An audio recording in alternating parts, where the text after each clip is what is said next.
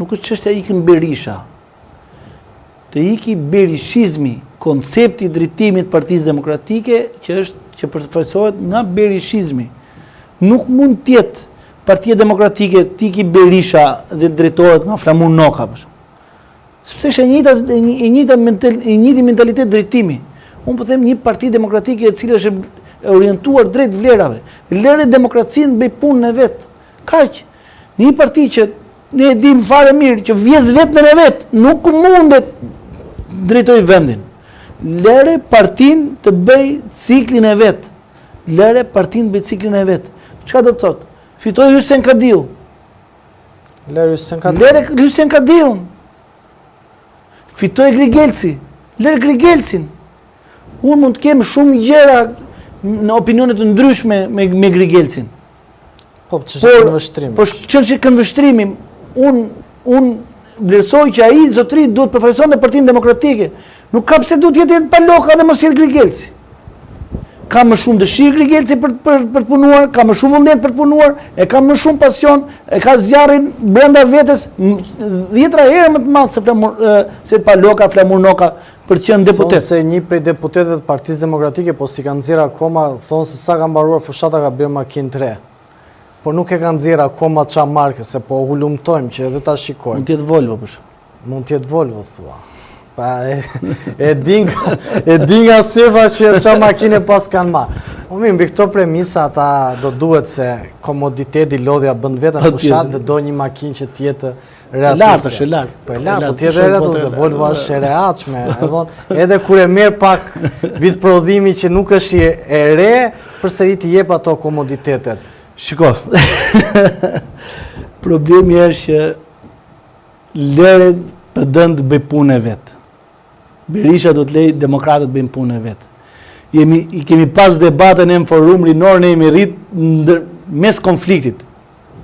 Kur kam qenë unë PD, domethënë kur kam qenë forum rinor, se në PD nuk me njëri nga PD, se fatmirësisht nga angazhimi se. Jo, as nga angazhimi, jo, unë angazhim aktiv, domethënë aty brenda strukturave nuk kam. Që prej një viti nuk kam, po kur kam qenë forum rinor morën vullën. Patjetër, kisha vënë një bas publik, mbajta basin publik, për mua atë çka them mundohem ta zbatoj deri në fund edhe po sepse kam respekt ndaj vetes më së pari se sa ndaj të tjerëve, po unë them që ne kemi qenë forum, kemi pas debate më të jashtëzakonshme të brenda, në zgjedhje, kontestime, konflikte nga më të ndryshmet. Po kjo e bënte të bukur forum rinor.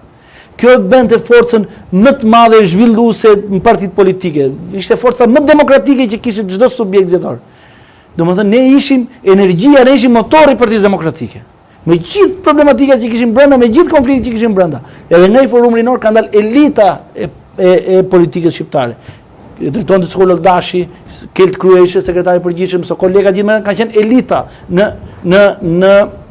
në kohën që kemi qenë ne në forum, unë kam qenë fëmijë, kam qenë 17 vjeç, 18 vjeç.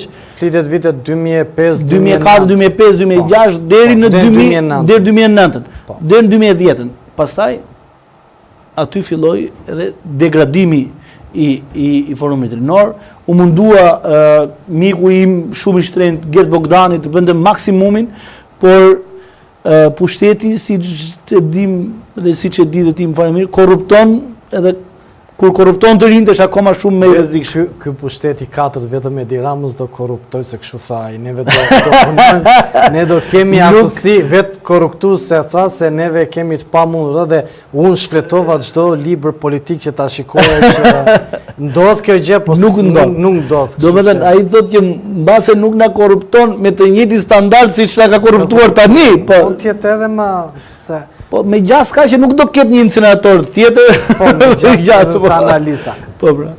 Më prekët pak çështjen e Tiranës, Nesti Angoni, Erion Velia ka reaguar, edhe pse në një moment që dukej sigurisht e i braktisur aty pas qelis, ka gjetur forcën për të dhënë mesazhe qoftë kundërshtarëve brenda Partisë Socialiste, por mund të ketë pas dhe kundërshtar në Partinë Demokratike. Për t'ju thënë dhe ka dhënë mesazhe të qartë që unë e di kush është Nesti Angoni, dhe mbi të tjera avokat ka thënë që karma ekziston. Tashmë në optikën tuaj edhe në gjuhën simbolike që ka përdorur apo në gjuhën e kodifikimit që ka përdorur Erion Veliaj.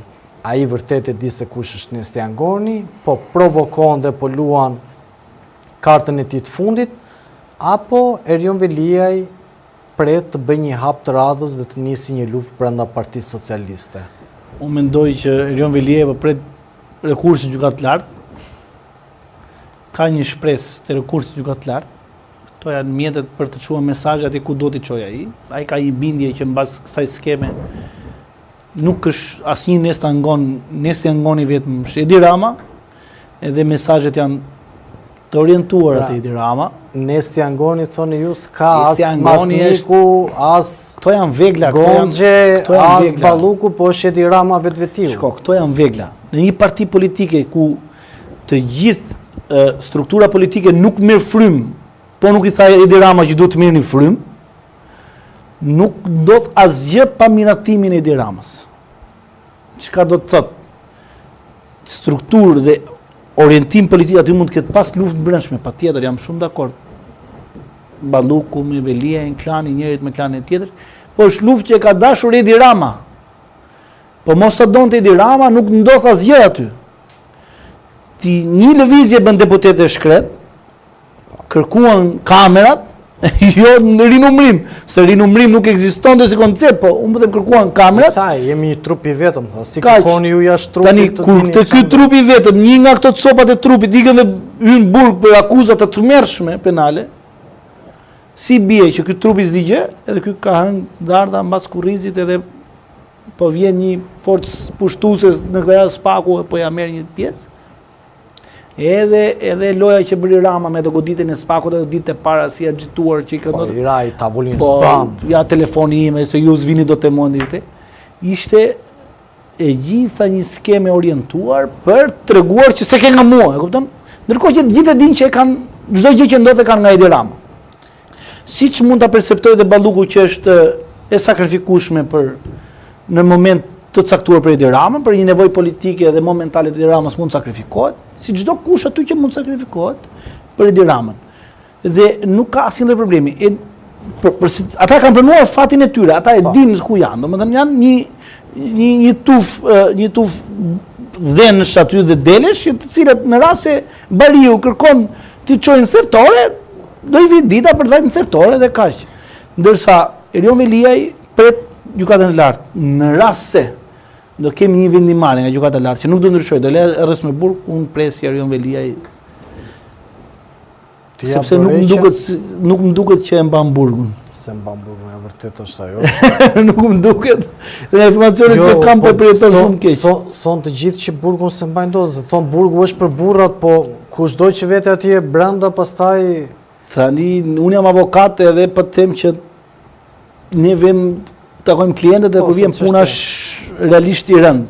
Ndërkohë në rastin e këtij nga kur thonë italian dale stele ale stale është në ndryshim brenda ditës është e tmerrshme. Po çfarë thotë, thonë gjithë që ti je kryetari nga hyjet të stallave.